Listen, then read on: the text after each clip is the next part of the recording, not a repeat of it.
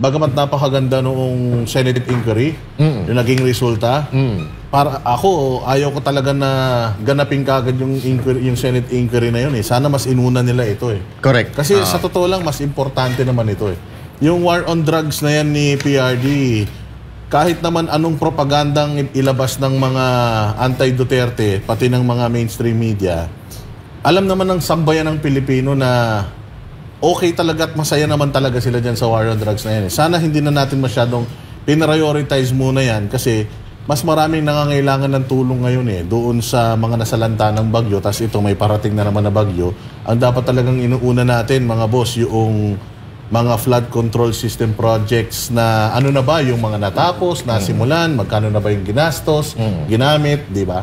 Di kaya talagang sinasadya nila na mag-ingay ngayon para maiwas, para dyan sila mag-focus para hindi mapag-usapan yung mga tungkol sa mga bagyo-bagyo na yan. Pwede. Kasi halos kadalasan ganyan nangyayari. Katulad nung kay Christine, ang ginawa nila itong kay Quadcong.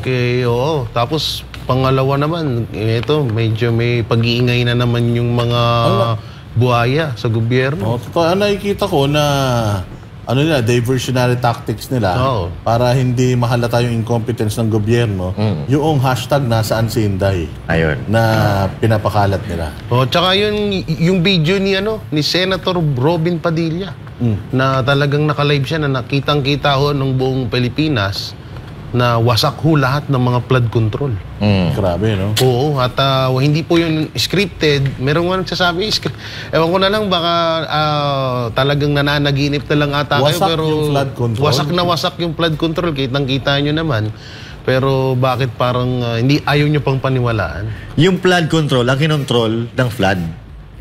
Binarak eh. Substandard, ibig sabihin. Sino bang Coach Oli, ang gumagawa ng mga infra?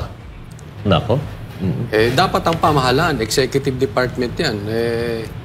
Kasi pinagmalaki pa nga yan sa SONA. Hindi ko alam kung bakit ngayon nagkaroon ng bagyo. Ayaw pang tuminuni itong mga ito at may parating na naman na bagyo. Siguro, talagang didikdikin tayo ng bagyo para itong mga ito umamin sa kanilang pagkakamali. Until now, hindi sila umaamin. Dinideny pa nila. Grabe na, ang dami ng namamatay, nasasaktan tungkol dito sa baha na ito. Sana naman, ngayon, alam nyo na may parating na bagyo. Sana, maghanda naman kayo ng maayos nang may silbi naman itong mga pinagmalaki nyong flood control.